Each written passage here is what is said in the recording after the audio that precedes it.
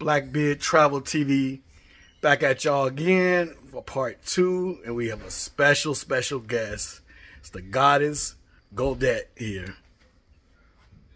Hey, and I am back, guys, with the final results of the black beans that I canned. So now what we're gonna do is, since they have rested way more than 24 hours, I am going to remove the rims. Yes, I am. I'm going to remove the rims from off of each one.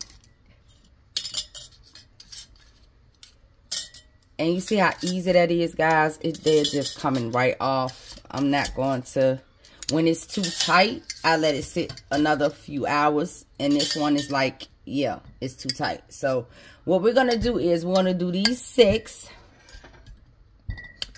And I'm going to show you how I wipe them off. Okay. Because after you remove the rims, you do not want to store or can your things in a cabinet anywhere without taking the rims off. It will create a false seal. The seals will come out immaturely. You don't want that. So you want to, the rims right here, you want to take them off. And you want to take up just a little bit of white distilled vinegar and water. I mix them both together. And I always dampen my towel. I have a towel here. How much vinegar to water? It doesn't matter. Just do half and half. Right. It doesn't matter at this point because, you know, you're not trying to measure anything out. You just want to clean your jars.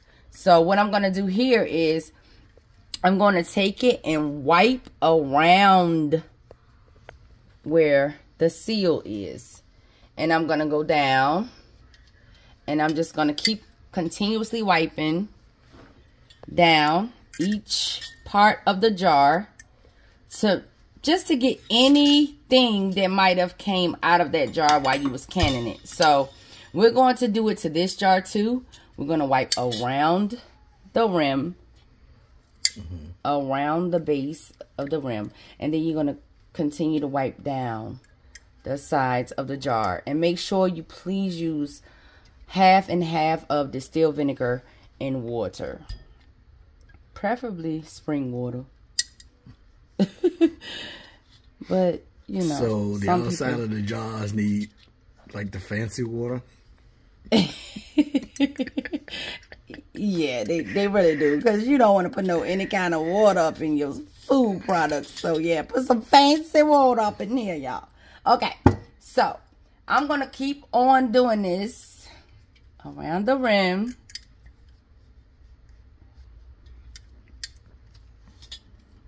And then I'm going to wipe down.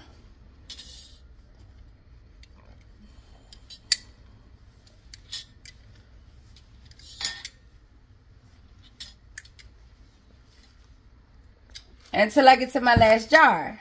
And then once I do that, then we are going to store these bad boys.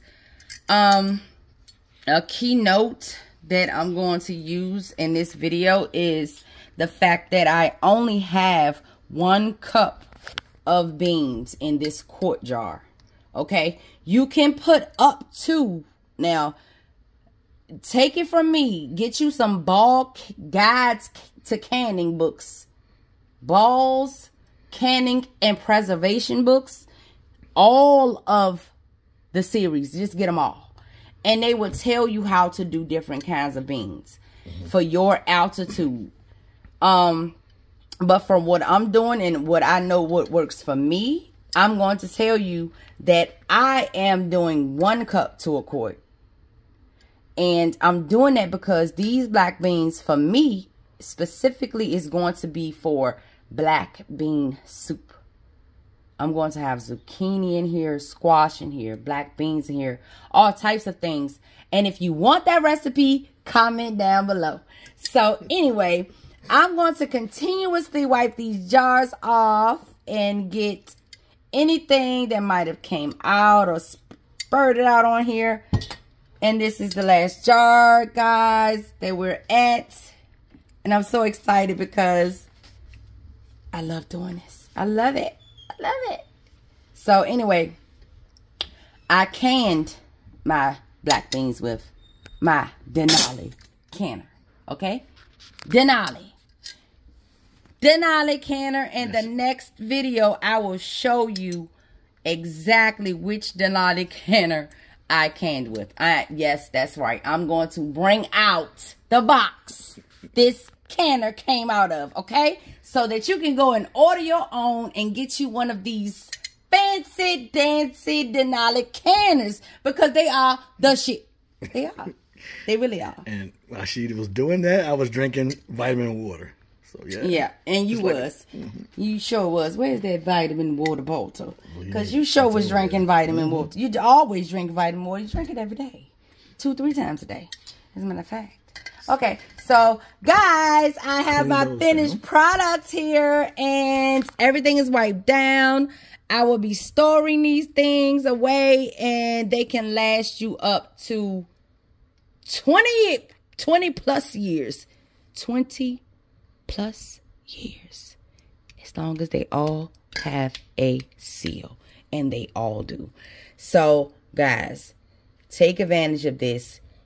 Do what you're supposed to do for your family.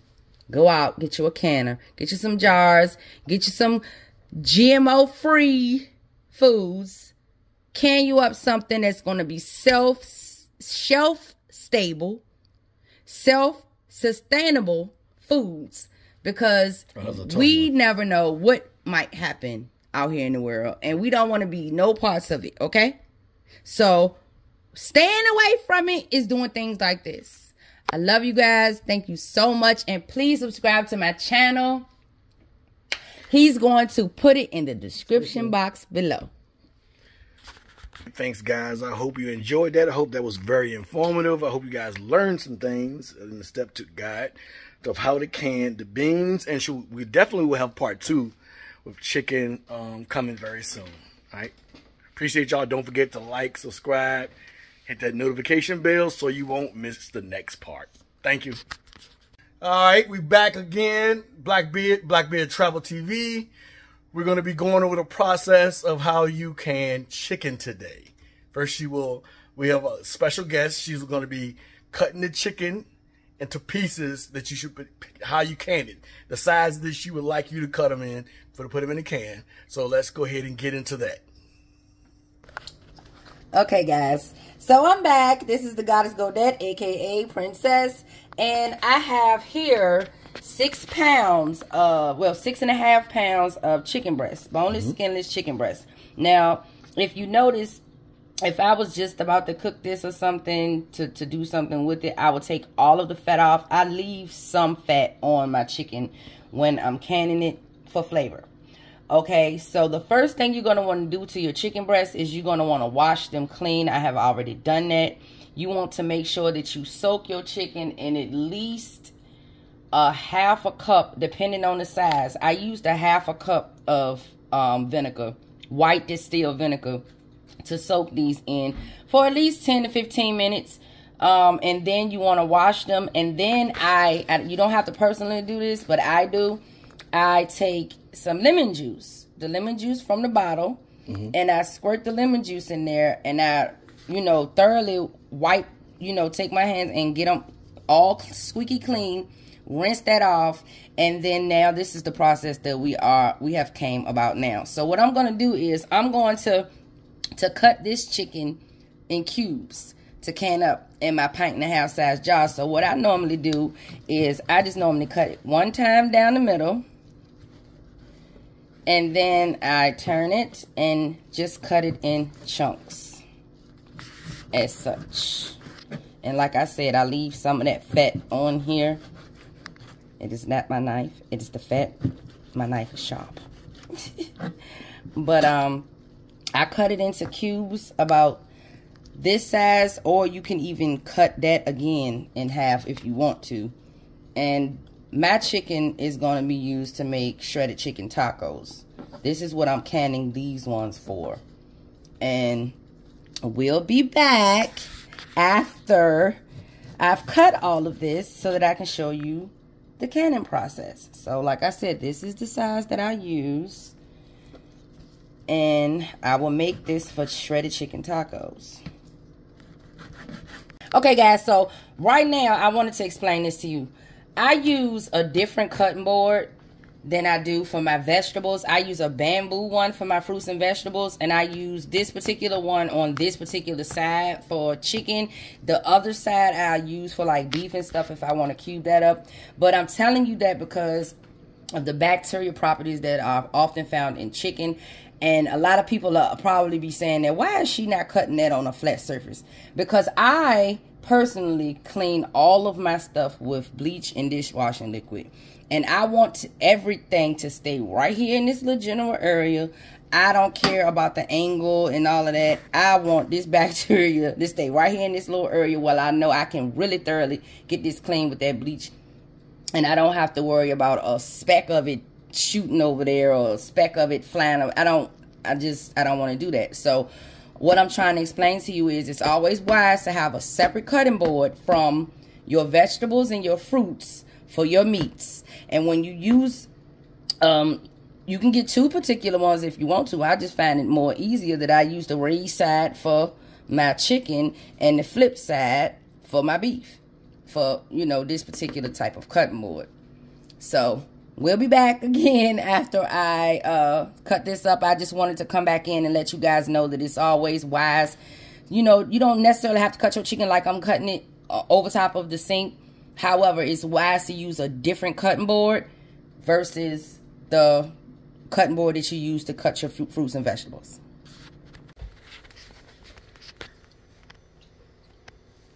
All right, guys, we are back. And now I'm going to show you how I can my chicken. So, for my tacos, I have my homemade taco seasoning here. This is my homemade taco seasoning. If you want the recipe of that, comment down below and I'll make a video about it. Okay, so we are going to put in... I want it, the taco seasoning. I know you do. You're obsessed with my tacos. 1 teaspoon, 1 heaping teaspoon, okay, heaping each jar. And remember, I use my fancy dancy funnel to make sure I don't get no granules around my rim. Even though I'm going to wipe them down with the white vinegar, I'm still going to be extra cautious. So, let's get a heaping teaspoon in you. A heaping teaspoon in you. A heaping teaspoon in you. Whoops. See what I'm saying? See that? That could have got on the rim. And a heaping teaspoon in you. Okay. So now I'm going to start packing my jars. Now this is called a raw pack. What I'm going to do is I'm just going to pack down all my chicken until it gets 1 inch of headspace. And I know you guys remember me telling you about my 1 inch headspace. All of my jars have been sanitized and cleaned.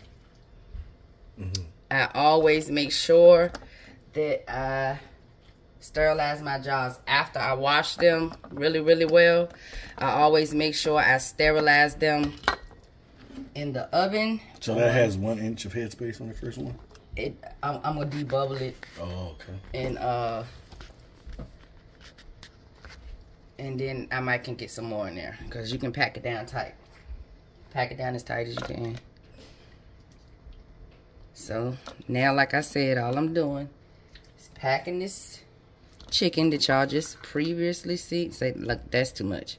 See what I'm saying? That y'all just previously seen me cutting. So you got carried away with the second one, huh? I did. I did. But it's okay. It's all good. I might not even need all these jars. Because I'm doing, these are 1.5 size jars. And I'll lift them up and show you what they look like. I like putting my chicken in 1.5 size jars because it's enough for me and my family. When I do my shredded chicken tacos, it's enough for us.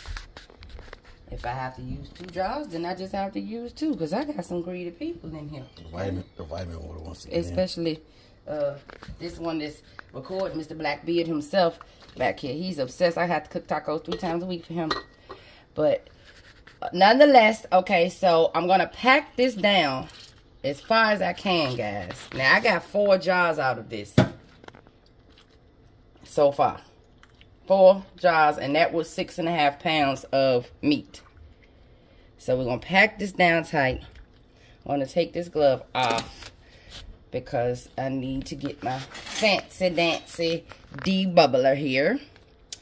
And we are just going to go around the sides and release some of that air. You do not want any air pockets in there. You see how it's releasing and the chicken is dropping? That is perfect. That is absolutely perfect. I filled that one up perfect. Now we're just going to go around all of the edges of this jar too. And that's good. And then we're going to do the same here. Okay, and here. You'd rather have too many jars than not enough.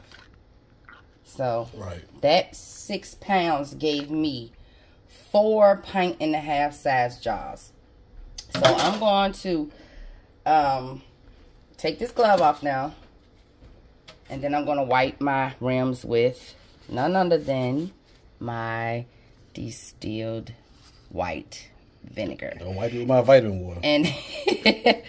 And another thing too, you always want to check your rims, guys. Make sure you don't have any cracks in them. Every time I wash my jars, I check the rims to make sure that there is no cracks in them, because that will create a false seal. You do not want a false seal because that'll make your product nasty. Okay, so I'm just going to place all of my lids on here, and you do not reuse these. Once you crack this, you have to throw these away. Once you crack open the seal, once you use it, you have to throw these away. You can reuse these jars for a lifetime. You can reuse these lids as long as they will allow you to. So you can't put them in a dishwasher and try to I wouldn't put them in no dishwasher. Nah, you can't, because you see that it pops up and down. And once it seals, it pops, remember? So once you break the seal, it'll release that pop. So you don't want to rewash and use these. You want to throw these away. So now, oh, and by the way, this was cold jars, cold pack, cold pot. Last video I said hot jars, hot pack, hot product. This was a raw pack, cold product, cold jars, and a cold pot. My Denali canner is cold. I'm going to go, because you want everything to bring itself up to temperature at the same time. So you don't want to never put a hot product in a cold jar. You don't never want to do the opposite of that. You always want to make sure that whatever you're canning, how you're canning it, it matches. It matches, exactly. So cold jar, cold product in here, and my canner is cold. So I'll be right back to show you guys me putting them in there. Okay, guys, so I have all of my jars in. I got them all in. I have 3 quarts of cold water in here. 3 quarts of water for my canner.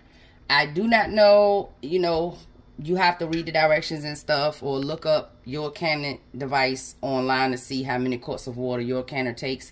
Now, if we were water bath canning, then it would have been something totally different. And the one thing that I love about this Denali canner is that I can water bath can in here too. So anyway, can you explain to some of the viewers may not know what water bath canning is? Well, I for one don't know. Well, yeah, I can explain it, but don't you want to save that for when I water bath can the pears? Because I'm going to be water bath canning some pears on here, preferably tomorrow or the next day. Okay. But for right now, we're going to stick to this chicken, this cold pack raw chicken that's in these pint-and-a-half size jars, and there's 3 quarts of water in here that I'm going to bring up to pressure and bring you guys back so that you can see exactly what that process looks like. So I'm going to get my lid on here now. And we're going to get the rocking and rolling. All right. Whoop, you hear that? Nice little seal. And it's easy to put on too. Yeah, very easy. Relatively easy. Very easy. Stick the chick. Okay. All right, so I'm going to bring this up to pressure, guys. I'm going to put my pot on high, and I will return once it comes up to steam. All right. So I lift it away from my face. If you can see all of that steam, you do not want to burn yourself. So,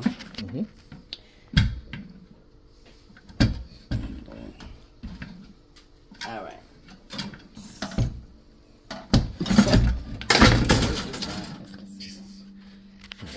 All right. So now let me show you what these babies look like.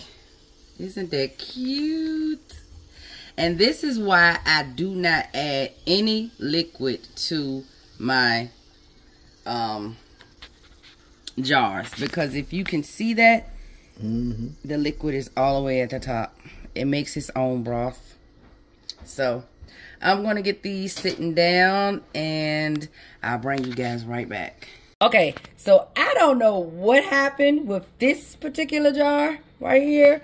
But as soon as I was lifting it out of there to bring over here, it started bubbling out. So I'm going to have to use this tomorrow. So once it cools down, I'm going to have to put that in the refrigerator. But this one has already sealed, as you can just hear, as you just heard. This one just sealed for me. I'm still waiting on the 2 seals to happen with these ones. And these have to sit here. Well, these 3 will sit here for 24 hours before I place them in their nice, cool, dry, dark area, which is my pantry for me. But you always want to store your jars in a nice, cool, dark, dry area, because you do not want them, any light or anything hitting them that will make, you know, the foods go bad inside. So anyway, we have our beautiful taco, chicken taco meat here. And I will be back with another video real soon. What you call a ball sure tight. It's still sealed, even though it kind of was exploding as soon as we tried to take it out last night. And the reason why I say that, because you see all of the juices and stuff around it. And then it even popped on the other ones. But the other ones all sealed. But this particular one, I'm still going to watch it, because I know some of that stuff got up in between it. I know it did. Even though it sealed, this thing still sealed, y'all. It's just a shock. It's a shock. But anyway, I'm getting ready to take these rims off. See that? How they just come right off. I'm getting ready to take these rims off of here, guys. And then I'm going to take my white vinegar that's over here. Your distilled white vinegar. My distilled white vinegar. And I'm just going to wipe around.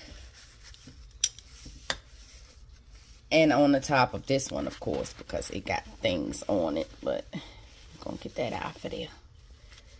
Get all of that out of there. I can't believe this thing sealed. I still can't. I thought that was something you was gonna have to use. It's sealed like it did. And I'm going to take a lot. I'm sorry. I'm showing you what works for me. This is a lot of vinegar.